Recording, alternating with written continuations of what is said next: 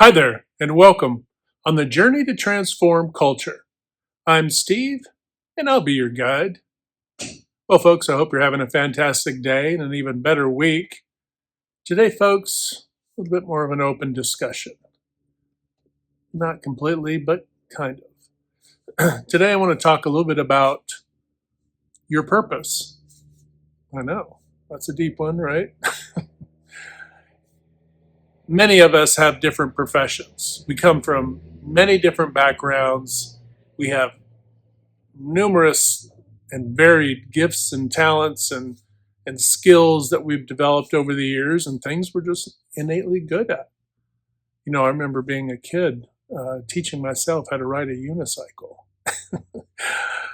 going, a couple feet, bam, from car to car. The car is parked on the street, slamming into a car, not hurting them, of course, probably hurting my face and body more than anything else, but falling into different cars and trees and the ground and everything else. 3 feet, 4 feet, many days of 5 feet, 6 feet, and then start to have a breakthrough, then 7 feet, and then before you know it, 10 feet and further, and then getting your balance and getting, your skills, getting your weight underneath you, so to speak. And then graduating to going up inclines and declines and bunny hopping, if you don't know what that is, bunny hopping up onto curbs and off curbs and, not wiping out and, and all these things. And I was in elementary school and, and dribbling my basketball while riding the unicycle to school and home, which is about a mile and change. And, a real simple example, right? But that wasn't that wasn't the talent that I was born with. I had to, I had to try to learn, right? And I was determined to learn, and I kept trying. And yes, it fell on my face a lot. And our lives are essentially follow this pattern, right? Even for those gifts or talents, I guess that you could say that we felt just innately, not something we were really good at innately. Even those things we have to press forward and take risk and fall on our face. And this is no different in how we deal with each other in relationships and working environments, professionally, personally, in the community, and all of this, right? It's all tied together. But really I want to hone in on is purpose, right? Purpose. What is your purpose? You may not know what your purpose is. You may have many skills, gifts, and talents. And you may be looking at some of those going, what does all this lead toward, right? And it may be that you're really good at what you do. You may thrive well, right? Created a nice life for yourself or a decent life for yourself off of your skills, right? And maybe some of your talents, but you're not quite fulfilled, right? You're not quite in that sweet spot. You're like, there's something missing. Oftentimes, when we get into this, I won't say rut, but when we hit this dry patch, we what? We look for distraction. That distraction might be things we get into, sadly the isms, right? Or it might be relationships, right? It might be obsessive behaviors, right? Of all types, right? So this is what can happen. All of it kind of not giving you fulfillment, right? It's leaving you short. It's leaving you're feeling a little short of. I don't mean not every day is going to be happy. I think is a cultural myth. I think it's contentment is really what you're striving for. Contentment and joy. Joy being the higher thing, not so much happiness. Happiness is kind of it's bubble gum. That's how we thought when we were in grade school. People seeking happiness are really just distracting themselves away from actual joy and peace and contentment, right?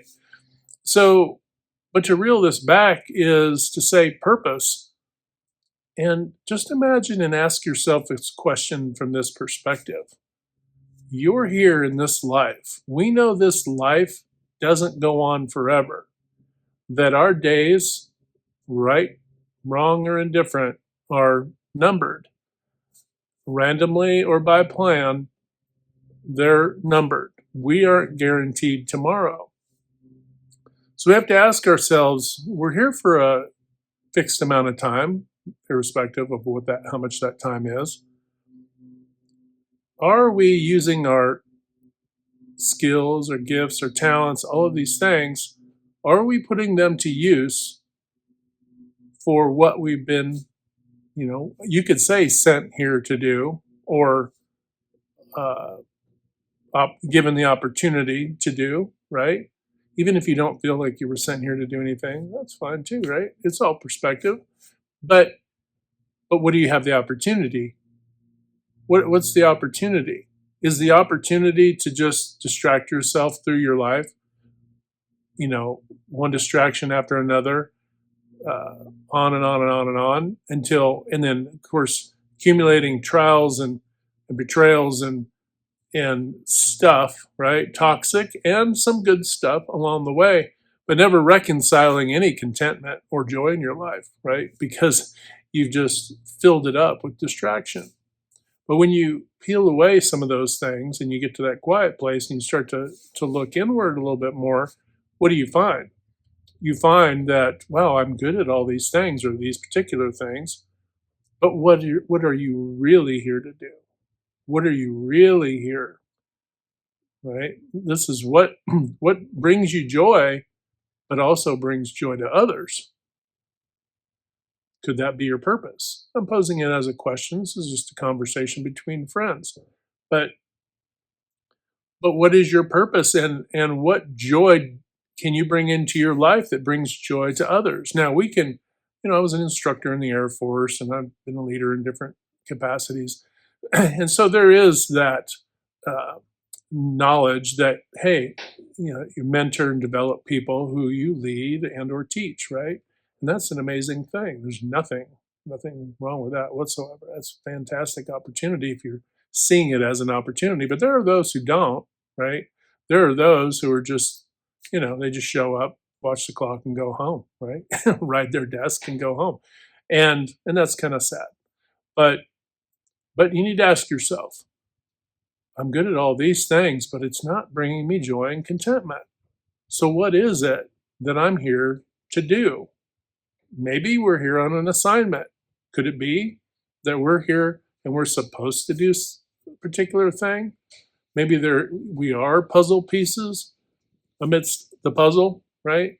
That gives definition to the image, brings clarity to the picture of life.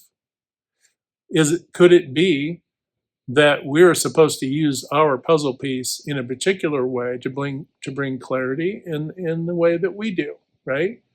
Mine being unique to me, yours unique to you, and others unique to themselves as well, right?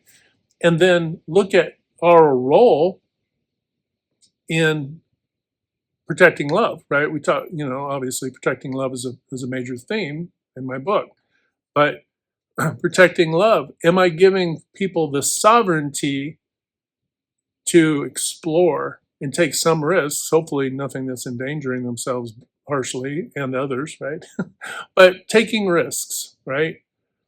To be able to explore so that they can arrive at their purpose, right? They may be having all these skills, talents, abilities, all these things they're really good at. Maybe they thrive. Maybe they have multiple businesses and they're doing all these things and they're very busy. But maybe they've distracted themselves away from what their actual purpose, the thing that's going to bring them joy. They're only going to know that when they can get still and quiet, right? For me, that's when you check in with the divine. That's when you check in and say, okay, where's the opportunity? Who are you going to put in front of me, or who am I going to be in front of? Or also, because we're always teacher and student at all times, it might be that my grandkids say something and it sparks something in me. I'm a student in that moment. They may not even know that I'm in that moment as a student, but I'm learning from something that they said or a question that they asked, right? So you can't get caught up in what you see in the 3D. You've heard of old souls and all this kind of stuff, right? Well, could it be that people are in your life for a reason. They're shaping and molding you, right? They're a lesson, but they're relations too. This is why we can't be overly judgmental. And we need to love those folks in our lives and love people by protecting love in culture, by protecting their sovereignty, right? To develop and grow. But if they're using that sovereignty to divide others, well, we can't really be on board with that, right? They're not really searching to fulfill their purpose. They clearly haven't gotten to that place, and they may never. There are folks who may live their entire lives. And depending on your belief system and all of that, what is the ramification if you don't follow your mission, follow your path, follow your gifts and talents, and find your purpose, and then walk that path? What is the ramification? Do I is it just a lost cause? Is it a situation where we get to come back and try again? I mean, there are people who believe in reincarnation, right? And if you do, right, and this is a conversation between friends, if you do, you could it be that you keep coming back for and you've been coming back for hundreds of thousands of years because you haven't figured out that we can't just party our life away, right? That it's just not all about the celebration all the time. That I can't just distract myself through isms and all these things. That part of me elevating my life, right, and finding joy and contentment is to be awakened to the fact that, oh my gosh, these things that I thought I owned, even if they're isms, right? A lot of people won't say, oh, I own that, but kind of need to. But it might be material things. It might be, these isms could be, materialism, right? What you own owns you, and it owns your time also. So you have to keep that in mind is what is it that's distracting and preventing you from fulfilling your purpose, or at least following your purpose, and possibly through some introspection and a little quiet time and a little checking in with the divine, you find out, oh my gosh. And maybe you have to explore a little bit. Maybe you have an artistic side, right? Or more of a systematized side. Maybe you're an organizer, right? So you organize things. So you help people organize things. You go help them organize their stuff and their life and their planning and all of these things, and in business as well. Or you have an artistic side, or you're a mix of both. It's going to be so different and so varied because we are so different and so varied, right? But you have a creative, artistic side. And perhaps when you were young, you kind of dabbled with some painting or some art, some actual art, right? Some artistic abilities. Maybe you were just, hey, I played with some clay and had fun doing all that, or metallurgy, or whatever it is, right? Leather, working with leather and all of that. Whatever it is, maybe that artistic side of you is something you haven't explored. And maybe through that exploration of your artistic side, right, which may have nothing to do with what what you've built a career on and what, pays the bills, right? But yet this thing is the thing that opens up connection that allows you to help others, and then that flourishes and builds upon itself. See how that works? It's somewhat like the green domino, right, that I talk about at the end of the videos. The good green domino. That's taking advantage of a situation that was bringing joy and contentment to your life, appreciation and maybe fun too, right? And it isn't to say we can't have fun doing this. In fact, I think that's an essential ingredient to all of it is if you're not having fun, granted, we have to keep in mind getting rest, balance in life, right? Getting rest, eating right, getting an adequate amount of exercise, all the things, right? As long as those are on track, then we can say, hey, what is it that's bringing joy and contentment to me, and how can I have fun doing it, right? You may have fun teaching classes at night at the community center, right? On putting flower arrangements together, or art as we talked about, or you're a machinist, but you're not a machinist professionally, but you have your own shop, whatever, right? Maybe it's vehicle maintenance. You're teaching people about vehicle maintenance, whatever. It could be a million things, right? But it's something that you do that brings you joy and contentment. And then that is also opening up doors for others, right? I'm really not telling you much of what you probably haven't already considered, but I will say this because sometimes we need to hear it from different perspectives. You could hear this same thing from somebody in your family, and you might just blow it off like, well, whatever, right? And then you hear it from me, or whatever, right? You hear it from somebody, and you say, maybe I should think about that. And then you might tell your family or friend, hey, so and so, and they're thinking, yeah, that's what I told you a month ago. Right? It happens. That happens with married couples. It happens all over life, right? Proximity breeds contempt. But that's also another ism too, right? Our egocentrism, I guess, something like that. But our ego won't listen, right? Our ego, we got the walls up, ego's up, and so we're not listening to some of those whispers on the wind that are saying, hey, try the thing, or do the thing, or how about this thing, or how about that thing? And the universe is talking to you, but are you listening? Are you slowing down to listen? But are you too much on the party train? And I'm not knocking the party train. It's fun to celebrate and have good times. Great, great to celebrate. But if anything is, taken to such extent that it's distracting you, right, from growth in other areas, then you're missing out on opportunities to help others to grow their joy and contentment as well as your own, right? Because you might find that, oh my gosh, I'm great at teaching this and I just love it. Now you're starting to think, hey, is there some way I can do this as a profession, as my own sole job? Because I kind of don't really want to do my first, skill or my first profession.